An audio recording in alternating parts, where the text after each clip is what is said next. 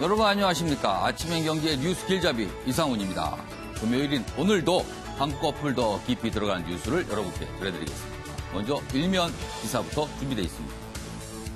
매일경제신문 일면 기사는 인구 얘기가 다뤄지고 있습니다. 인구 감소 재앙 올해부터 시작된다. 인구 감소. 사망자 수가 출생아 수를 추월하는 현상이 올해부터 벌어지는 겁니다. 이른바 자연 감소입니다. 통계청이 장래 인구 특별 추계를 공개했는데요. 인구 자연 감소가 원래 예상했던 것보다 10년 빨리 진행이 된다고 합니다. 여기 보시면요. 그래프가 있습니다. 인구 자연 감소, 그러니까 사망자 수가 출생아 수가 더 많아지는 이 현상이 올해 시작이 되고요. 그래프가 계속 마이너스로 가서 점점 커지게 됩니다. 인구가 줄고 있습니다. 자, 이번엔 경향신문 보겠습니다. 기사가 이쪽에 있는데요. 아시아나 쇼크 책임. 박삼구 경영 손 뗀다. 이렇게 돼 있습니다. 회장 취임 17년 만에 사퇴하는데요. 사는 회장, 산업은행 회장을 만나서 지원을 요청하기도 했습니다. 그러자 사는 측에서는요. 시장 신뢰 회복하면 도울 것이다. 이렇게 얘기가 나왔답니다. 박상구 금호 아시아나그룹 회장이 되어 모든 보직을 내려놓고 경영 일선에서 물러나겠다는 입장을 밝혔습니다. 자, 다음은 조선일보 보시죠. 청와대 대변인의 건물 매입 계속 논란되고 있습니다. 조선일보는 이런 제목을 달고 있군요. 청와대 대변인의 관사 재테크다. 김의겸 청와대 대변인, 청와대 옆 옥인동 전셋집을 빼고 바로 앞 청와대 관사에 입주했다. 그래서 이걸 가리켜 관사 재테크 아니냐 이렇게 됩니다. 4억대 전세금 보태 25억 재개발 지역의 건물을 매입한 겁니다. 김 대변인 투기 아니다라고 어제 설명을 했지만 여러 가지 뒷말들이 좀 나오고 있습니다. 자, 이번엔 한겨레 보겠습니다. 검찰 안팎에 김학의 조력자 있나. 출국 시도 전에 법무관이 출국 금지 조회를 했다. 이런 내용이 또 새롭게 알려졌습니다. 출입국 본부 소속 법무관 2명 비행기표 끊기 하루 전에 출금 조치가 돼 있는지 안 돼 있는지를 조회를 했답니다. 이거는 이렇게 조회하면 안 되는 거라 그래요. 법무부 조사 중입니다. 그러나 입을 열지 않고 있다. 지시 전달자 확인된 파장이 커질 듯하다. 이렇게 한겨레 신문이 전하고 있습니다. 자, 지금까지 일면 기사 짚어봤고요. 오늘도 네 분 패널 나오셨는데요. 한 분씩 소개해드리겠습니다. 먼저 윤경호 매일경제 논설위원 나오셨고요. 김창룡 인제대 교수, 그리고 이수희 변호사, 한민수 동국대 개공교수 자리하셨습니다. 안녕하세요. 네, 안녕하세요.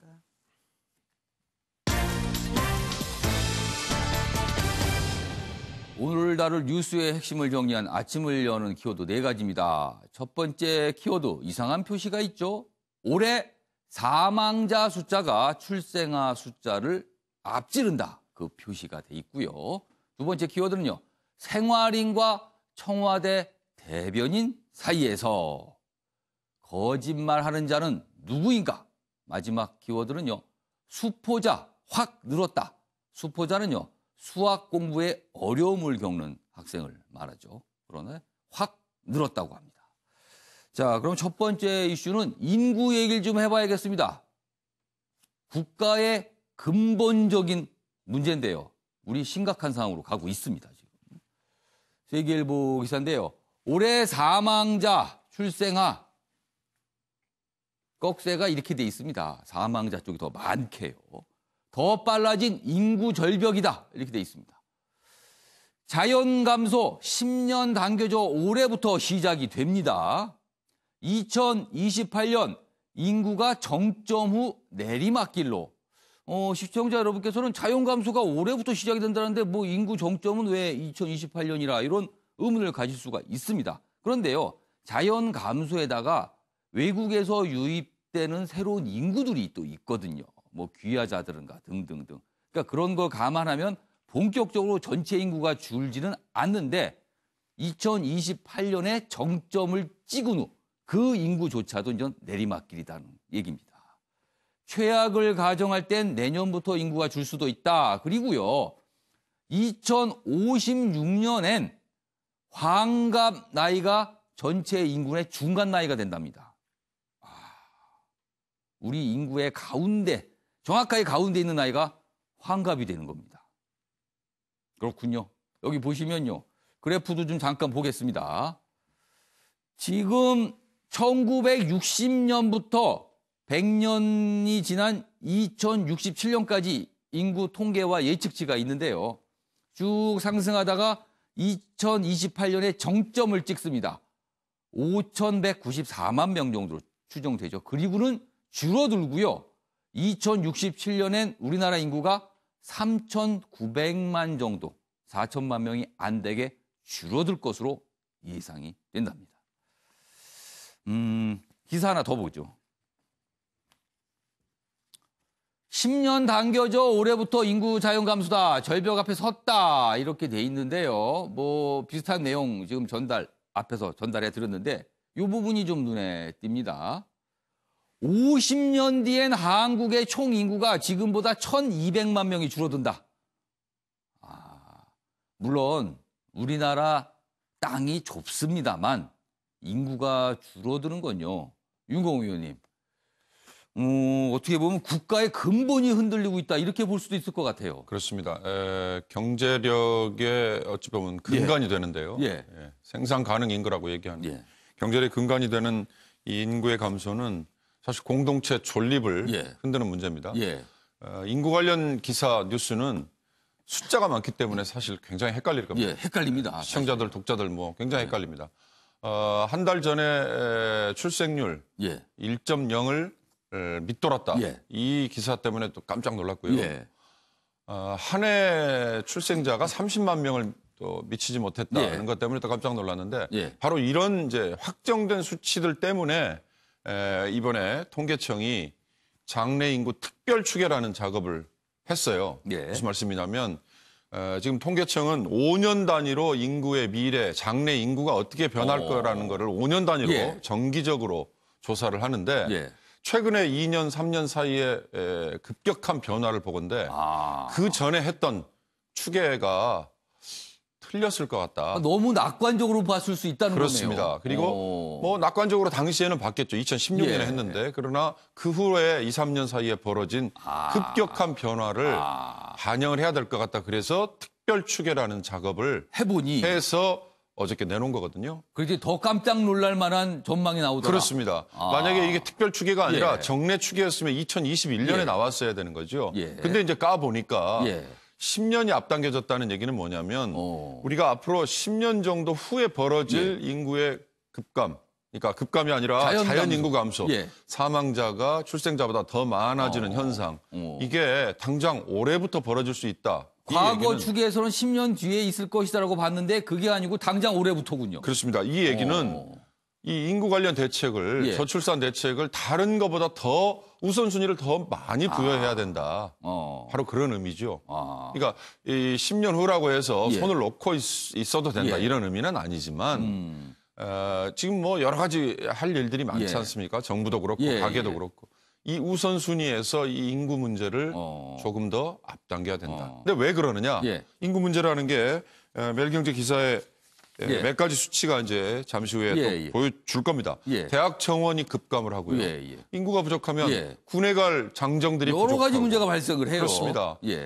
젊은이들이 부양해야 될 노인 인구가 늘어나고 그러면 실컷 한 해 동안 벌어들이는 소득 중에 이 공동체 전체가 같이 가야 되는 뭐 국민연금부터 시작해서 의료보험, 건강보험료 이런 거 내는데 절반 이상의 돈을 쏟아부어야 된다. 이런 문제가 있기 때문에 남의 일이 아니거든요. 그러면 지금 당장은 그럼 어떤 해법이 있느냐?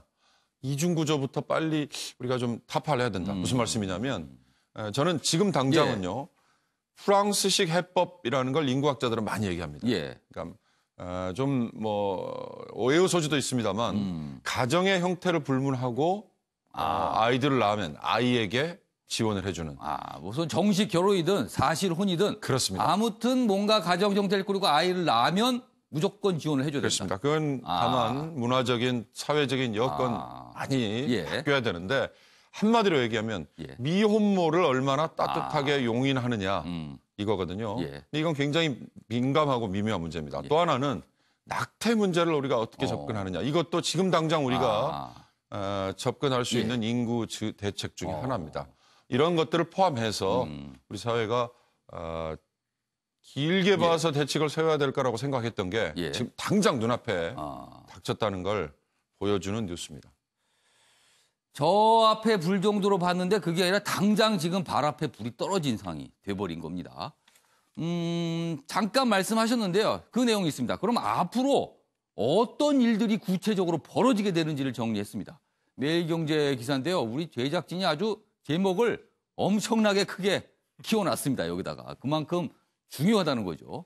이런 일이 벌어질 겁니다. 지금대로라면요. 2022년 대학 정원 7만 명 싹둑. 2025년에는요. 신병 입대 4만 명 구멍이 납니다. 그리고요. 2057년에는요. 인구가 주니까 돈을 버는 인구가 줄어드는 거 아닙니까? 젊은 인구가. 월급의 27%를 국민연금으로 내야 됩니다. 30%에 육박합니다. 큰일 났습니다. 지금 이런 현상이 벌어지게 됐습니다. 자, 김채영 교수님. 그럼요. 여기서 한 가지 좀 생각해 볼 문제가 뭐 대책, 아까 윤교우 의원께서 여러 가지 뭐 프랑스식 대책도 필요하고 뭐 미혼모든 사실혼 가정인데 아무튼 아이는 낳으면 엄청나게 소중한 거기 때문에 잘 키워야 된다 이 말씀을 해 주셨어요. 그런데요. 지금까지 우리 정부, 지금 정부도 그렇고 역대 정부도 그렇고 출산 대책으로 엄청난 대책과 엄청난 돈을 쏟아 부었습니다. 그런데요. 결과적으로 더 나빠졌어요. 이거 어떻게 된 겁니까, 그럼?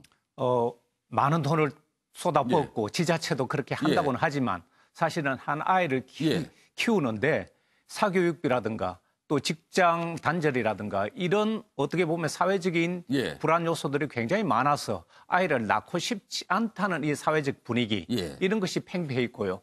그리고 또한 이 지원이란 것들도 굉장히 선택적으로 이렇게 차별적으로 지원이 되다 보니까 그런 어떻게 보면 최소한의 지원 때문에 아이를 낳겠다.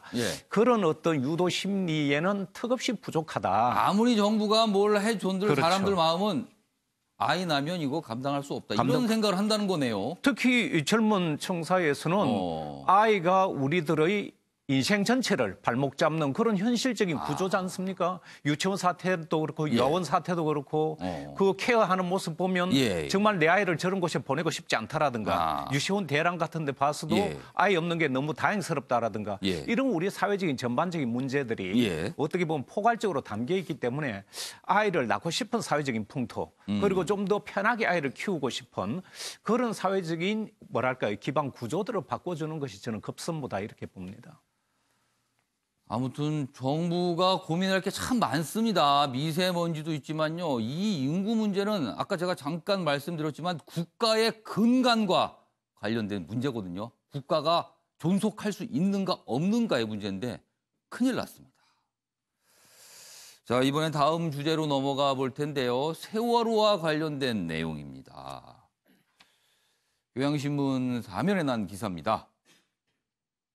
특별조사위원회 어제 이런 내용을 공개를 했습니다. 세월호 핵심 증거인 DVR, 디지털 영상 녹화 장치입니다.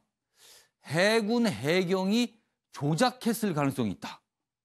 이런 얘기입니다. 이 DVR은요. 세월호에 설치된 60개가 넘는 CCTV의 그 영상을 모두 모아 갖고 있는 장치거든요. 그런데 이게 조작 가능성이 있다는 겁니다. 보시죠.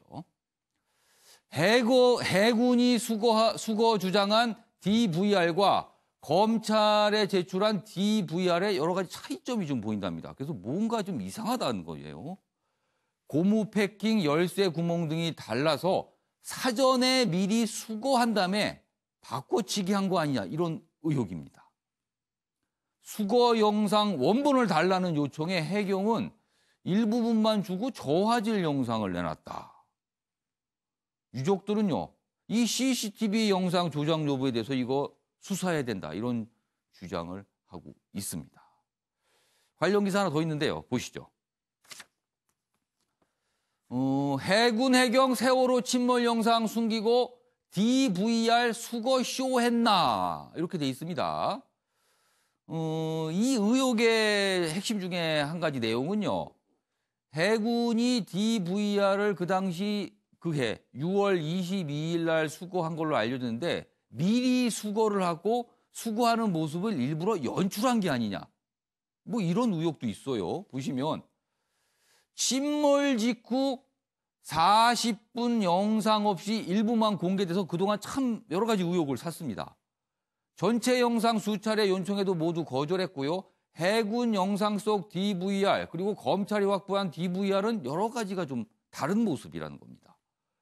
수거 당일만 유난히 조용히 작업을 했다는 점도 의심을 키우고 있고요. 그러나 해군은요, 수거된 DVR 당일 해경에 인계했다. 그러니까 이런 거 없다라고 일단 좀 부인을 하고 있어요.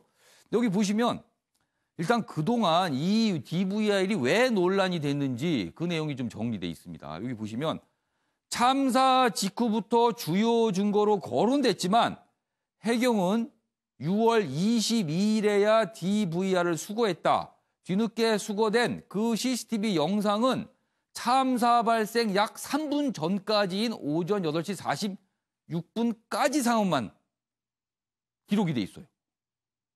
참사 그 당시 상황은 없습니다, 영상에. 그래서 사람들이 어찌 그럴 수가 있는가? CCTV가 다 찍었을 텐데 왜 기록이 안 남아 있는 건가? 그동안 의혹이 참 많았는데요. 그러자 일부 생존자들이 여러 가지 진술한 게 있습니다.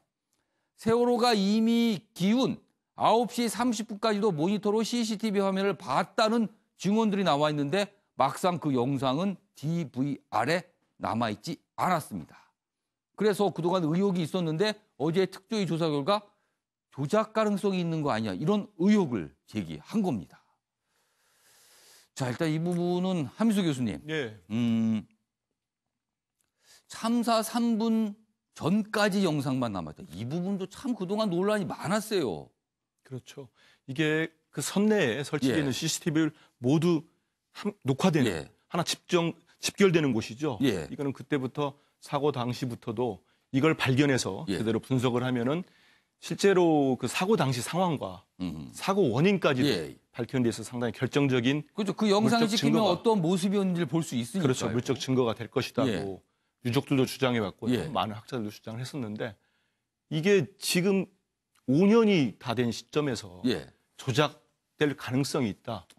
이건 상당히 충격적이었습니다, 어제 나온 것들이. 그리고 특조위에서 내건 거는 나름 상당히 근거나 상당히 주장에 설득력이 있는 부분들이 있어요. 여러 가지 부분에 대해서 차이가 좀 있다, 뭔가. 패킹도 달라져 있는 거가 있고, 그리고 당시 왜 이걸 건전했던 해군이 이것만 할 때는 이렇게 외부에 알리지 않고 은밀하게 했느냐. 물론 이게 뭐 그렇다고 해서 이게 조작의 확실한 증거가 될 수는 없을 수도 있습니다. 하지만 정황상 볼 때 이상하다는 거죠. 일단 지금까지는 의혹입니다. 그렇습니다. 의혹. 그리고 생존자들 전 주장도 상당히 일리가 있다고 생각합니다. 9시 30분까지 CCTV 작동되는 거 봤다고 하는데 건져서 복원시켜 보니 참사 발생 3분 전 그 당시 그때부터밖에 없다는 거 아니겠습니까? 그럼 결국은 유족이나 특조위는 유족들 특히 전면 재수사가 필요하다. 상당히 분명히 저는 이루어져야 된다고 생각을 합니다. 그렇다면은 이제부터 초점은 과연 누가 왜 조작이 됐다면요. 그걸 시도했고 이렇게 했느냐. 그럼 뭘 숨기려고 했느냐. 여기에 초점이 맞춰질 수밖에 없는 것 같고요.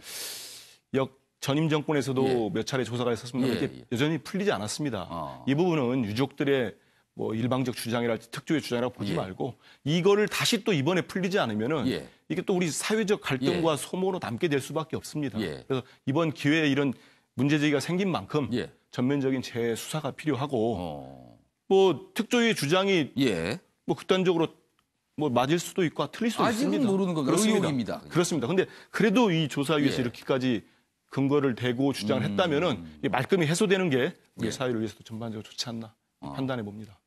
자, 이수희 변호사. 일단 뭐 유족도 이거 수사해야 되는 거 아니냐 주장 나오는데 일단 수사 가능성이 있을지 어떨지 그런 부분하고 그렇다면 앞으로 구체적으로 뭘 조사를 해야 될까?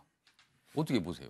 그러니까 이 세월호가 이제 사고인데 단순히 사고가 아니고 정치적인 이슈가 된 게 바로 이런 문제들 때문인 거죠.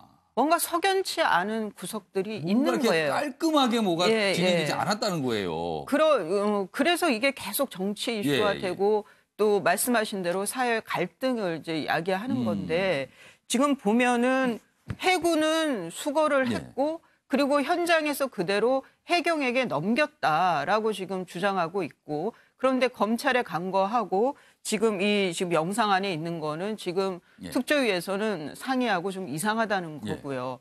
지금은 이제 의혹 제기인데 이게 그리고 또 때마침 사고 나기 3분 전까지만 지금 녹화가 돼 있는 CCTV가 나왔고 이게 우연의 일치인지 뭐 때로는 역사적인 사건이 상당히 뭔가 필연적으로 누가 조작한 것 같지만 또 보면은 우연인 경우들도 있어서 이게 곧 조작이라고 할 수는 없지만 이런 의혹이 있다면 그야말로 계속 이런 게 있으면은 이게 그 침몰 원인에 대해서도 그거는 과학적으로 규명해야 됨에도 불구하고 계속 음모 내지는 어떤 정치적인 시각으로 이걸 해석하려고 하는 게 계속 남을 수밖에 없는 게 이런 것들이 있기 때문이거든요. 그래서 저는 이런 거는 뭐 수사가 됐든 특조위의 조사가 됐든 이후에 계속 한번 밝혀져야 될 부분이 아닌가라는 생각이 드네요. 지금 궁금한 거는요. 지금 해군이 건진 DVR 그게 해경을 거쳐서 검찰로 갔다라는 거예요. 지금까지 나온 거로. 그런데 해경이 건진 DVR과 검찰로 넘어간 DVR이 뭔가 다른 점들이 보인다. 그리고 혹시나 사실은 6월 20일에 건졌다고 하지만 그 이전에 건져서 뭔가 이상한 일이 있었던 거 아니냐. 그런 의혹도 받고 있어요. 그리고 왜 하필이면 참사 3분 전까지만 기록이 있을까. 이런 부분도 아직도 풀리지 않고 있습니다. 그래서 계속 의혹이 남아 있습니다.